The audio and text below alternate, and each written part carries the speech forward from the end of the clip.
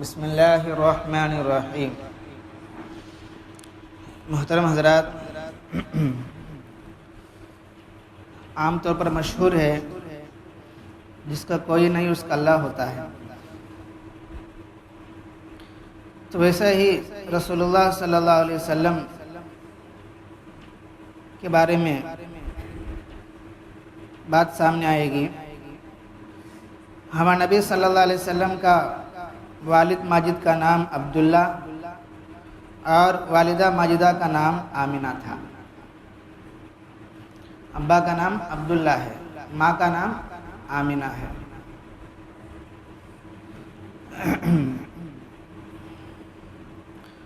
تو ابھی ہمارے نبی صلی اللہ علیہ وسلم پیدا ہوئے نہیں ہے، ہونے سے پہلے ابا کا انتقال ہو جاتا ہے۔ کیسے انتقال ہو جاتا ہے؟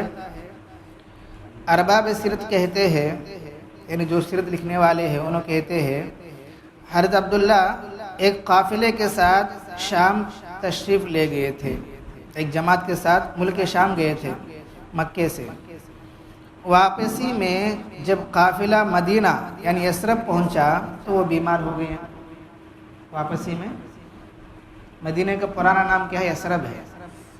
مدینہ پہلے مدینہ نہیں تھا، ہمارے نبی کے ہجرت کرنے سے پہلے تک وہ یثرب ہی تھا۔ یثرب ہی تھا۔ ہمارے نبی کے ہجرت کرنے کے بعد اس کا نام مدینہ رکھ دیے تھے، پہلے وہ یثرب تھا۔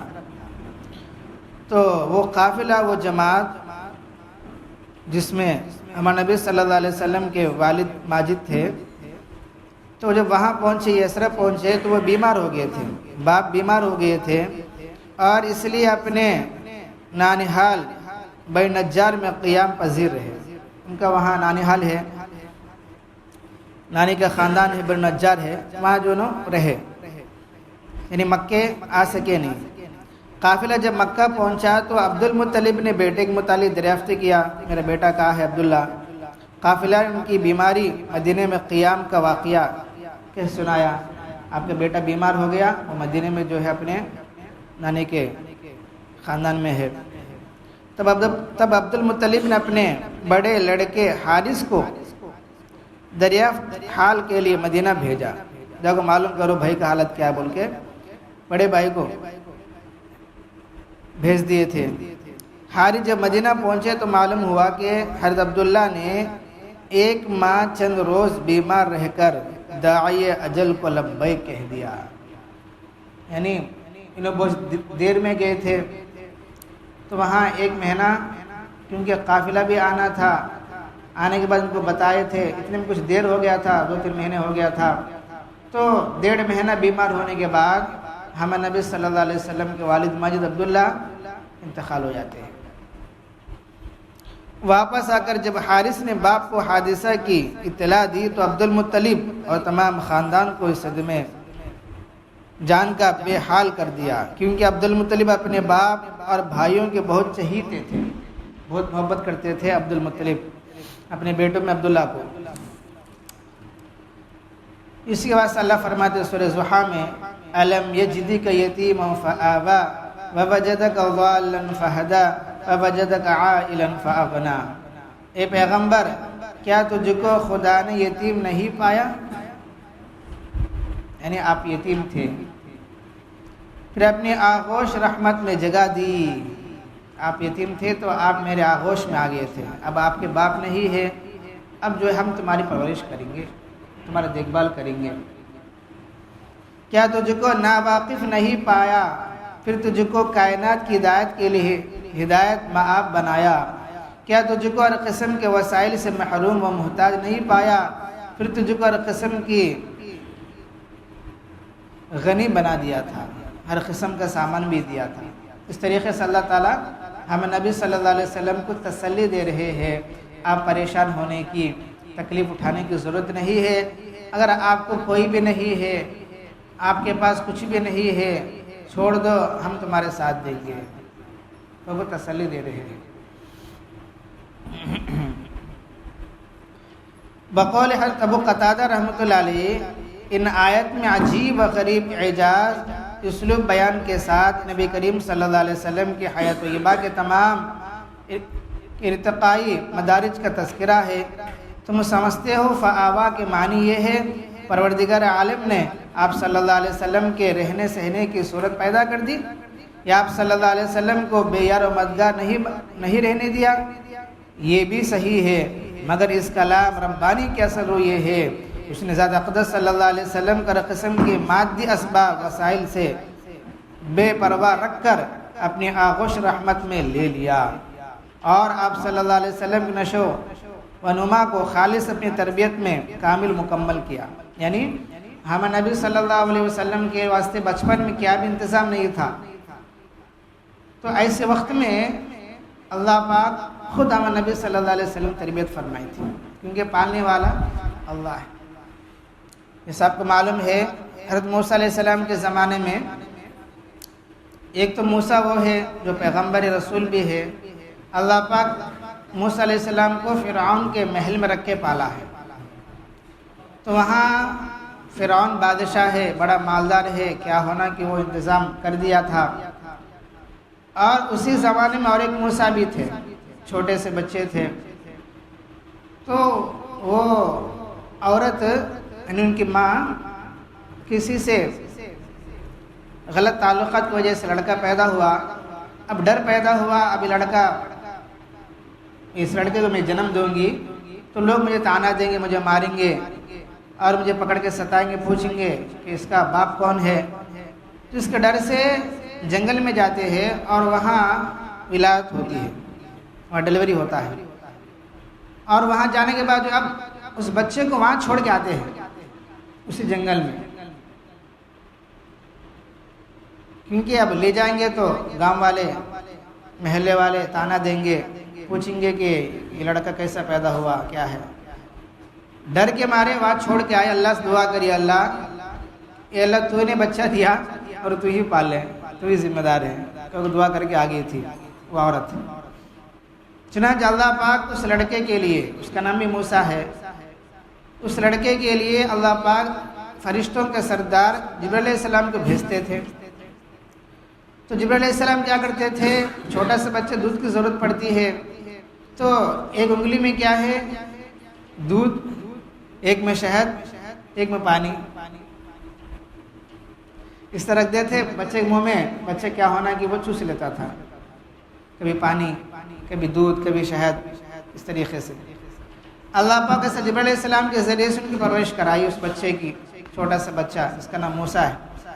اور یہاں موسیٰ علیہ السلام یہاں پل رہے ہیں، اس کو پرورش کرنے والا فرعون ہے جس نے جو ہے اپنے آپ کو رب ہونے کا دعویٰ کرا تھا، تکبر میں، گھمنڈ میں، تو یہاں اللہ جو ہے اس کے ذریعے سے موسیٰ علیہ السلام پال رہے ہیں، اور یہاں جو جبرائیل علیہ السلام بھیج کر جو ہے اس بچے کو پال رہے ہیں۔ جب دونوں بڑے ہو جاتے ہیں تو یہ وقت کے نبی بن جاتے ہیں اور یہ وقت کے جو ہے کافر بن جاتا ہے۔ سمجھ آ رہی ہے؟ جب بنی اسرائیل جو سمندر سے پار ہو گئے تھے بحر قلزم سے، تو وہ جو بچھڑے بنائے تھے نا، ان لوگوں میں یہ بھی شامل تھا، بچڑے بنانے والوں میں یہ بھی شامل تھا، موسیٰ بھی، اس وجہ سے وہ کافر ہو گیا تھا۔ اس پورے واقعے کو کسی نے اس شعر میں جمع کر دیا، فَمُوسَى الَّذِي رَبَّاهُ فِرْعَوْنُ مُرْسَلًا وَمُوسَى الَّذِي رَبَّاهُ جِبْرَائِیلُ کافرا، مطلب جس موسیٰ کی پرورش کیا فرعون نے وہ موسیٰ تو رسول بن گیا، اور جس موسیٰ کی پرورش جبرائیل نے کیا وہ بعد میں کافر بن گیا تھا۔ سمجھ رہے بھائی؟ اللہ کی مرضی ہے، اللہ کیسا بھی پالتے ہیں اور کیسا تربیت بھی ہو، اس کے مقدر میں کیسا ہے کہ ویسا اس کا فیصلہ ہو جاتا ہے، کوئی اس کو گرا نہیں سکتا، اٹھا نہیں سکتا ہے۔ جف القلم بما طلاق، حدیث شریف میں آتا ہے قلم اٹھا لیا گیا ہے، قلم سوکھ گیا ہے، اب جو ہونا ہے ہو کر رہے گا۔ جو مالدار بننا ہے وہ مالداری بن کر رہے گا، جو غریب رہنا وہ غریب ہی رہے گا، تو اس کو جو ہے اگر میں مالدار بن جاؤں ایسا کوشش کرے تو ہو بھی سکتا نہیں ہے، یا جو مالدار ہے غریب ہونا کر لیتا تو غریب نہیں ہو سکتا، کیونکہ جف القلم بمان تلاقی۔ بہرحال یہ بیچ میں بات آ گئی تھی، تو رسول اللہ صلی اللہ علیہ وسلم کے لیے اللہ پاک تسلی دے رہے ہیں، کیونکہ باپ کا بھی انتقال ہو گیا تھا، اور اس کے بعد فرماتے ہیں عمر مبارک ابھی 6 سال ہی کی تھی، ابھی 6 برس کے تھے، تو آپ صلی اللہ علیہ وسلم کی والدہ ماجدہ آمنہ کا بھی انتقال ہو گیا۔ 6 برس میں اماں کا بھی انتقال ہو جاتا ہے۔ بی بی آمنہ آپ صلی اللہ علیہ وسلم کو اپنے نانہال مدینے میں لے کر گئی تھی، واپس میں مقام ابوا میں بیمار ہو گئے تھے۔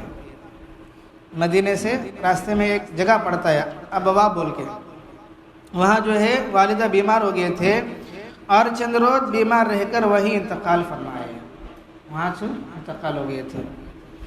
اور جب عمر ابھی 8 برس کے ہوئے تھے تو دادا عبد المطلب نے بھی دنیا سے منہ موڑ لیا، دادا بھی انتقال ہو گیا۔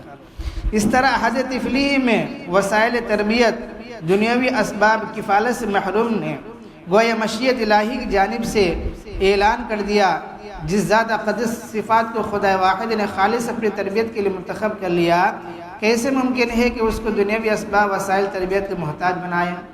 یعنی جب اللہ تعالیٰ رسول اللہ صلی اللہ علیہ وسلم کو تربیت کرنے کا اللہ نے فیصلہ لیا اور اللہ نے چاہا، اب دنیا والوں کا ذریعے سے اللہ دنیا والوں کے جو وسائل ہے اللہ پاک ان سے ان کو ہٹا دیتے ہیں۔ یعنی ہمیں تو وسائل کی ضرورت پڑتی ہے، اسباب کی ضرورت پڑتی ہے، لیکن اللہ جس کے ساتھ اچھائی کا معاملہ کرنا کر لیتے ہیں تو وسائل خود بخود چھٹ جاتے ہیں، اسباب خود بخود چھٹ جاتے ہیں۔ اسی واسطے علماء فرماتے ہیں جب ہمارا ایمان بن جاتا ہے اللہ پالنے والے ہے تو اسباب خود بخود چھٹ جاتے ہیں۔ اسباب کو چھوڑنا الگ ہے، اسباب کا چھٹنا الگ ہے۔ سمجھ میں آ رہے بھائی؟ اسباب کا چھوڑنا الگ ہے، اسباب کا چھٹنا الگ ہوتا ہے۔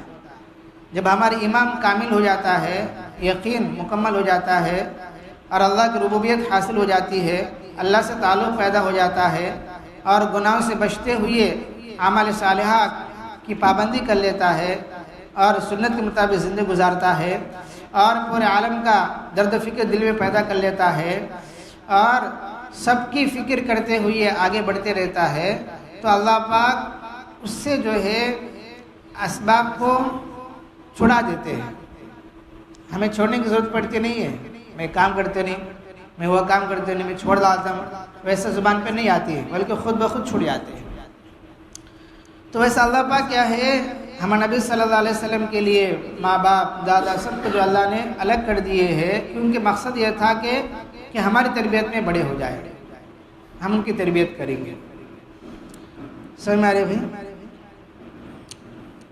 تو اس طریقے سے کیا ہے اللہ پاک ہر چیز کو ہمیں نبی صلی اللہ علیہ وسلم کے واسطے مہیا کر دیا ہے۔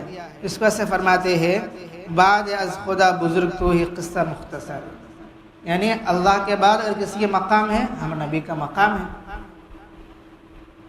چنانچہ نام احمد صلی اللہ علیہ وسلم و محمد ہے، اور مقام محمود اور سورۃ الحمد وظیفہ حیات ہے، اور ہر چیز کا مالک ہے۔ حسن یوسف دم عیسیٰ ید بیضا داری، آنچ خوابہ ہما دارن تو تنہا داری۔ یہی نہیں بلکہ قرآن کے تجدید دعوت کے ذریعے تیری صدائے حق نے اعتقاد عملی اور ایمان کردار کی راہ سے تمام دنیا کے نظام ہائے اجتماعی و سماجی میں جو عظیم الشان انقلاب بپا کر دیا، اور سوسائٹی کے ہر شعبے کی پرانی اور فسمردہ بساط کو الٹ کر جو نئی بساط بچھا دی، اس نے تیرے ذکر کو وہ رفعت و برتری عطا کی۔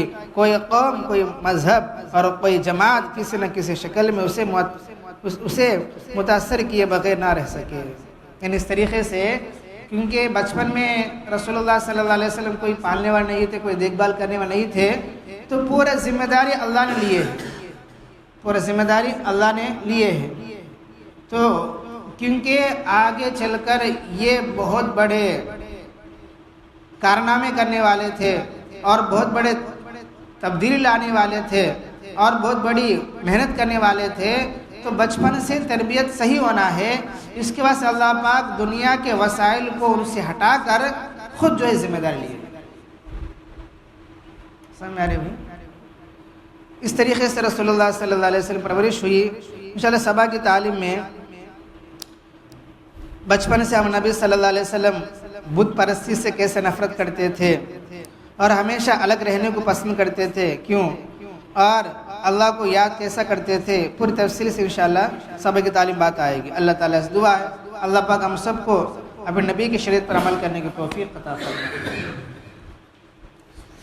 الحمدللہ رب العالمین، اللہم انت السلام ومنک السلام، تبارکت یا ذا الجلال والاکرام، رب اعنی علی ذکرک وشکرک وحسن عبادتک، لا الہ الا اللہ وحدہ لا شریک لہ، لہ الملک ولہ الحمد وہو علی کل شیء قدیر۔ اللہم لا مانع لما اعطیت ولا معطی لما منعت ولا ينفع ذا الجد منک الجد۔ اصبحنا واصبح الملك لله رب العالمين، اللهم انا نسألك الخير من هذا اليوم وفتحه ونصره ونوره وبركته وهداه، ونعوذ بك من شر ما فيه وشر ما بعده، سبحان ربك رب العزة عما يصفون وسلام على المرسلين والحمد لله رب العالمين۔